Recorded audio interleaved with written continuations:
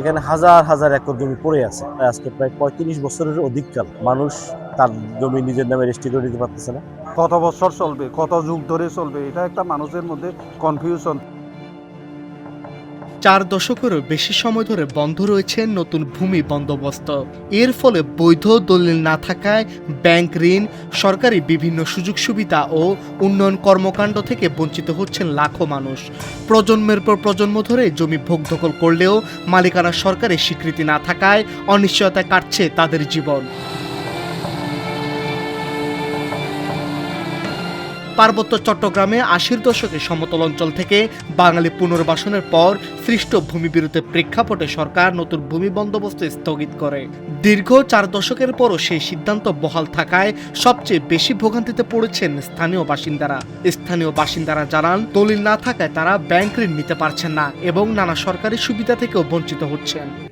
এই জমিগুলো যদি ব্যক্তি মালিকানায় বন্দোবস্ত যদি পাওয়া যেত, এটাকে বন্ধক রেখে হাজার হাজার টাকা, কোটি কোটি টাকা নিয়ে এখানে কিন্তু ব্যাপক উন্নয়ন কাজ করা সম্ভব হতো। মানুষগুলো যে বিপাকে, সেটা বলার মতো নয়। ওইটা যদি বন্দোবস্ত হতো, সরকার যদি মালিকানা দিত, সেটা জনগণের উপকার, মানে সরকারের উপকার হতো।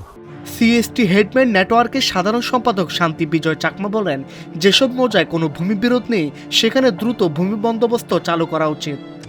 যদি সরকার চায় সেটা দেয়া যেতে পারে। যে সমস্ত মৌজাগুলো আছে যেগুলো বিরোধ নাই, সেক্ষেত্রে তারা অনেকটা ওই সুযোগটা পাবে, কারণ এটা তো দীর্ঘস্থায়ী বিষয়। কখন যে হবে কোনো ঠিক ঠিকানা নেই।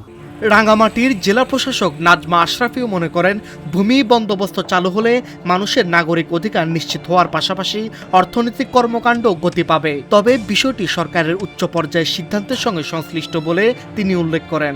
কোন ব্যক্তির কতটুকু জায়গা, এটা ডিমার্কেশন করতেও প্র্যাকটিক্যালি সমস্যা দেখা দেয়, কারণ চৌহদ্দির দ্বারা এটা একজনের জমাবন্দিতে কিভাবে উল্লেখ থাকে সেভাবে উল্লেখ করা থাকে।